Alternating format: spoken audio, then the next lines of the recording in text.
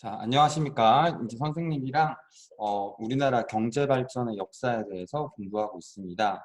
지난 시간에 5, 60년대 우리가 어떻게 발전해 왔는지 공부했습니다. 이승만 대통령 때는 6.25 전쟁이 끝났을 때여서 나라가 완전히 망가져 있었고, 그래서 원조, 해외로부터 도움을 받아서 경제를 이어나갔었고, 박정희 대통령 때 경제개발 5개년 계획을 시행을 하면서 경공업 위주의 이제 농업을 그만하고 공장을 조금 돌려보자라고 해서 가난한 나라들이 할 수 있는 공장, 뭐 옷, 가발, 신발 이런 것들을 만든 공장을 운영했다. 여기까지 지난 시간에 공부했습니다. 자, 오늘은 70년대 경제 성장의 모습에 대해서 한번 공부해 보도록 하겠습니다. 자, 1970년대 정부는 국가 경제를 발전시키려고 중화학공업 육성 계획을 발표합니다. 자, 중화학공업이라는 얘기가 나오는데 이건 두 가지 단어가 합쳐진 얘기예요. 쉽게 얘기해서 중공업이랑 화학공업이 합쳐진 겁니다.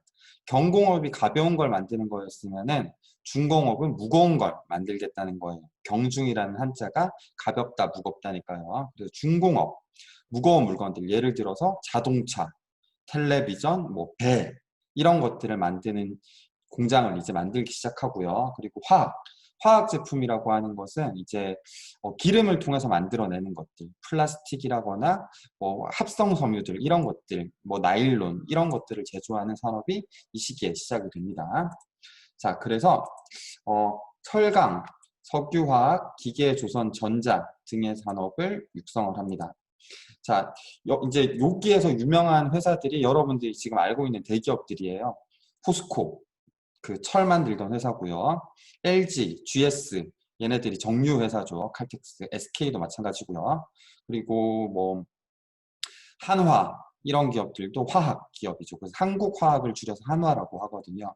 그리고 기계, 이제 뭐 기계라고 하면은 뭐 자동차, 현대차, 기아차 뭐 있었을 거고요. 조선, 현대중공업, 뭐 대우중공업, 전자, 삼성전자, LG전자 뭐 이때 다 시작된 이제 우리나라 기업들인 겁니다. 그래서 경공업보다는 많은 돈이랑 기술력이 필요를 했어요. 자, 그럼 우리나라가 지금 돈이 없죠. 경공업만 해가지고 벌어들인 돈 가지고 여기다가 다 투자를 해요. 그래도 돈이 모자라잖아요. 그래서 어떻게 하냐? 우리가 일본한테 식민 지배를 받았죠. 그래서 이제 식민 지배를 받았으니까 그때 받은 피해를 돈으로 내놔라라고 얘기를 할 수가 있었어요. 그래서 실제로 일본은 이제 자기가 식민 지배했던 나라들한테 배상을 하고 있었거든요. 전쟁에 졌으니까 책임을 지는 거죠. 우리나라가 이때 이제 박정희 대통령이 협상을 해서 돈을 받아왔고요. 이제 식민지 지배에서 피해를 당하신 분들을 위해서 이제 보상금을 받아왔는데 이때 이 정부가 피해자들한테 이걸 쓰지 않고 공장에다가 다 때려 넣어요. 이제 공업을 발전시켜야 되니까 이 돈을 산업을 발전시키면은 희생당한 사람은 당했지만은 우리나라는 잘 살게 될 것이다 라는 판단 아래서 그렇게 넣게 되고, 그래서 지금 우리나라랑 일본 사이에 요 협약에 대한 갈등이 아직까지 있기 때문에 문제가 되고 있기도 하죠. 그래서 여튼 돈은 일본한테 받아내요. 식민 지배를 했으니까 피해 보상해라. 그 받아온 돈 가지고 공업에 투자를 합니다. 자, 그리고 높은 기술력이 필요를 했어요. 자, 옷 만들고 신발 만드는 나라가 갑자기 자동차 만들고 텔레비전 만들고 하려고 하면 기술력이 없겠죠. 그래서 우리나라 사람들이 이때 정부에서 지원받아서 해외로 많이 파견을 가요. 그래서 해외 공장들을 이렇게 둘러보면서 어떻게 만드는구나 하는 걸 이제 배워오게 되는데, 이때 재미있는 게 우리나라 사람들이 가서 공장을 구경하겠다고 하면은 다른 나라에서 공장을 보여줄 리가 없잖아요. 사업 비밀인데. 그런데 이제 다른 나라들에서 한국? 쟤네는 너무 가난해가지고 이런 거 못 만들어. 철, 배, 자동차? 쟤네는 엄청 가난한 나라여가지고 보여줘도 못 만들어. 그러니까 보여줘, 보여줘 이렇게 했는데 우리나라 사람들이 되게 머리가 좋잖아요. 그래서 그걸 한번 쭉 보고 들어와서 똑같이 만들어 버려요. 그래서 되게 똑똑한 국민이었기 때문에 가능한 이제 일이었죠. 그래서 일본으로부터 받은 그 배상금과 그다음 외국으로부터 이제 배워온 기술력 가지고 이제 중화공업을 드디어 시작하게 됩니다. 교육시설이랑 연구소 등을 설립을 하고 기업에다가 이제 일본으로부터 받아온 돈, 경공업으로부터 번 돈 이런 것들을 투자를 해서 산업을 육성하게 돼요. 여기 기술연구소가 나오고요. 해외에서 배워온 사람들이 여기 가서 여러 사람들한테 가르쳐 주게 되는 거죠. 자, 여기 이제 석유화학단지인데요. 여기 그 외국 배에서 이제 땅에서 파는 원유, 그 원래 그대로의 석유를 가지고 오면은 그 석유를 이 관들을 통해서 통과시키면서 어떤 건 가스로, 어떤 건 휘발유로, 어떤 건 경유로, 어떤 건 등유로, 어떤 건 이제 찌꺼기나 아스팔트로 이렇게 이제 분류해서 이용하게 됩니다. 자, 중화공업이라고 하는 것들, 이런 것들을 얘기하는 거예요. 조선, 자동차, 철강, 석유화학 이런 것들이고요. 이제 철 만드는 거고요. 외국으로부터 이제 철광석이라고 해서 철이 함유된 돌을 사들이면은 그걸 뜨겁게 녹여가지고 철들만 걸러내서 이용을 하는 거고요. 이 철을 만드는 산업이 중요했던 게 철광석에서 철을 만들었어요. 그럼 이제 이 철은 어디에 이용을 할 수 있을까? 뒤에 있는 산업의 기반이 되는 거예요. 만들어낸 철 가지고 배도 만들고 자동차도 만들고 그리고 이거 번 돈 가지고 기술력을 높여서 자동차 그 텔레비전이라거나 이제 더 비싼 기구들을 만들기 시작하는 거죠.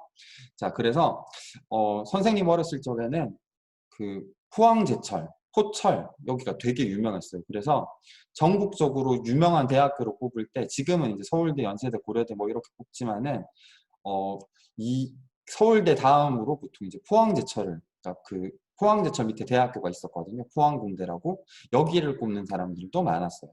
여기 가면은 이제 산업 역군으로 성장을 할 수가 있었으니까요.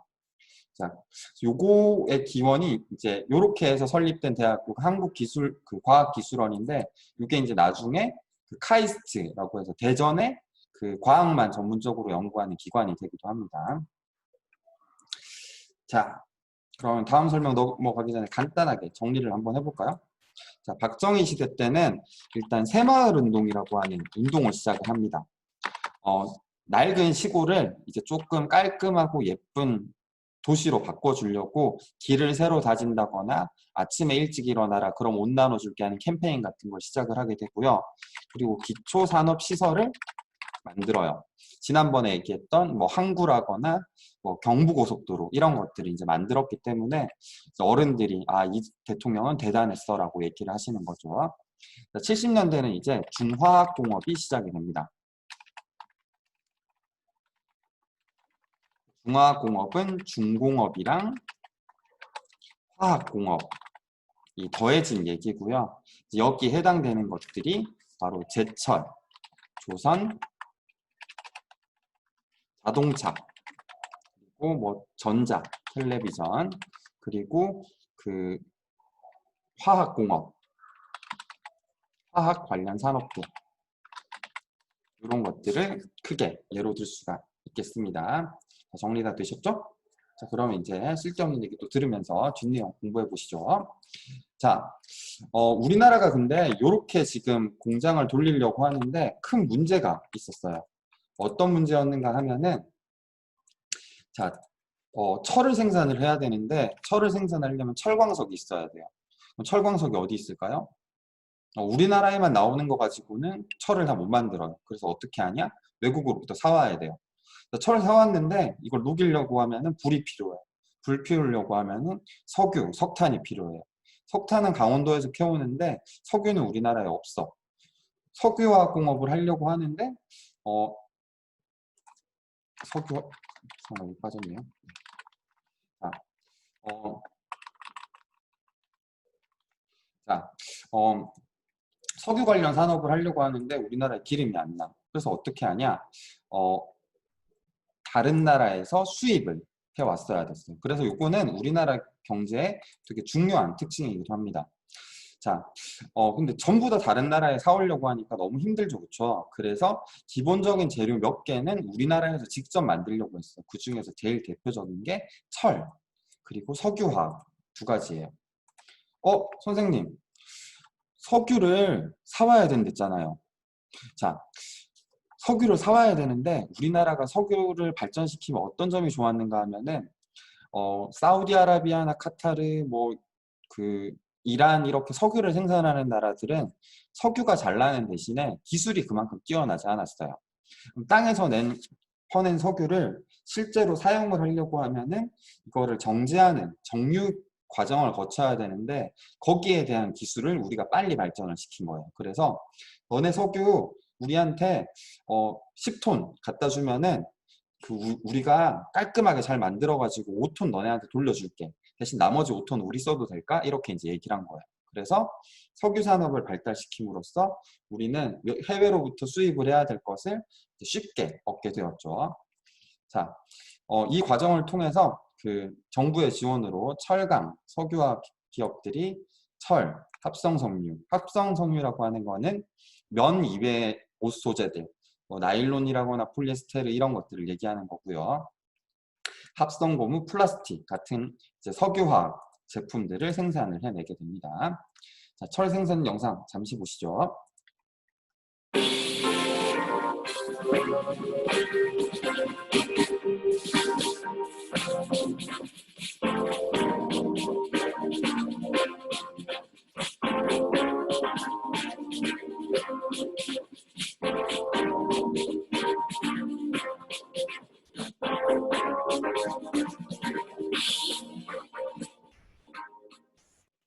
자, 철을 생산하기 위해서는 철광석을 어마어마한 온도로 녹였다가 식혔다 하는 작업을 해야 되기 때문에 바다 쪽에서 지어져야 됐었고, 그 다음에 철이라거나 무거운 것들을 이제 오가게 하기 위해서 항구가 바로 옆에 필요했어요. 그래서 포항 지역, 그 동해 바닷가 쪽에 붙어 있는 포항에다가 이걸 짓게 됩니다.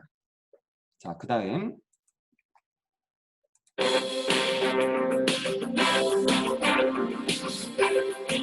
자, 이게 지금 철 덩어리고요. 철판을 얇게 뽑아가지고 휴지처럼 돌돌 감은 거라고 생각을 하면 돼요. 겉보기에는 두루마리 휴지처럼 보이지만은 여기 깔리면은 완전 흔적도 없이 사라지겠죠. 어마어마한 무게입니다, 이게.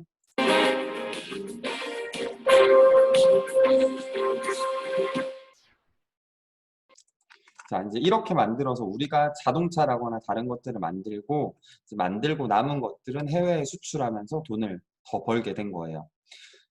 경공업으로 가벼운 걸로 기본 자산을 번 다음에 그 다음에 이제 번 돈을 더욱더 다음 단계인 중화공업에 투자를 해서 우리나라의 재산을 어마어마하게 늘린 거죠.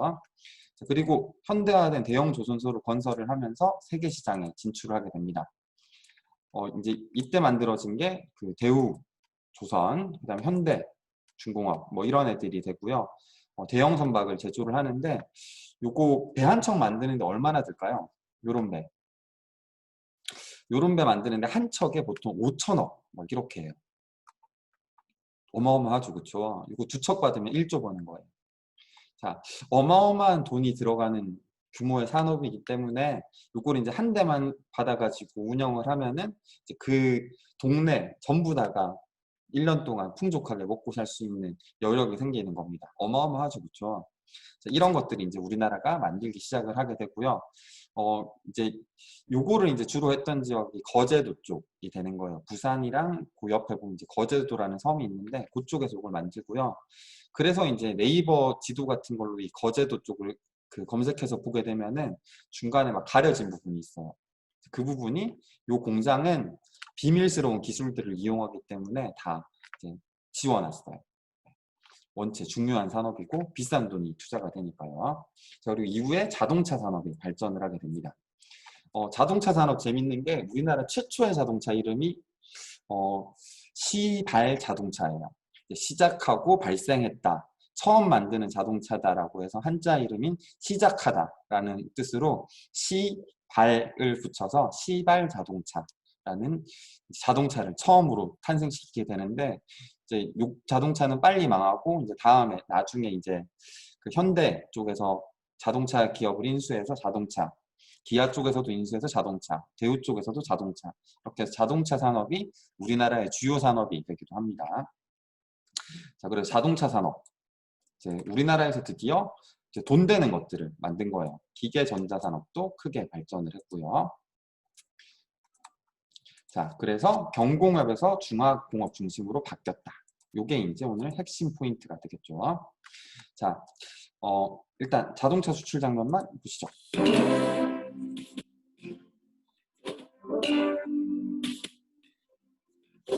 자, 이 자동차 산업이 발전했다는 건 어떤 의미를 가지는가 하면은 자동차라고 하는 것은 일단 기본적으로 철, 이런 기초 산업들이 튼튼해야 되고 철 같은 게 잘 들어와야 되잖아요. 그리고 엔진이라고 하는 거는 1mm의 오차만 발생을 해도 폭발 사고가 생겨요.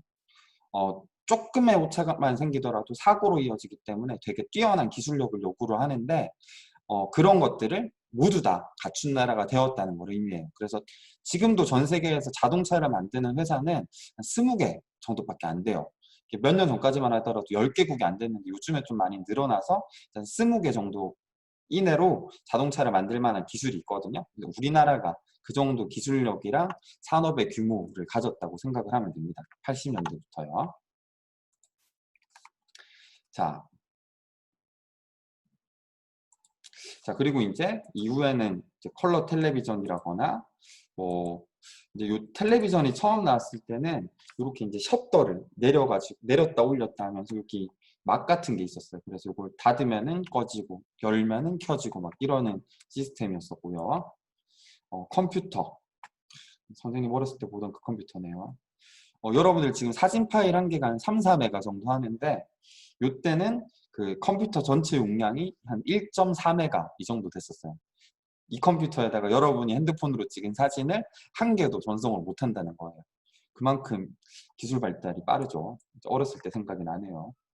선생님 어렸을 때 집에 있던 세탁기네요. 이거 가지고도 라디오 많이 들었는데.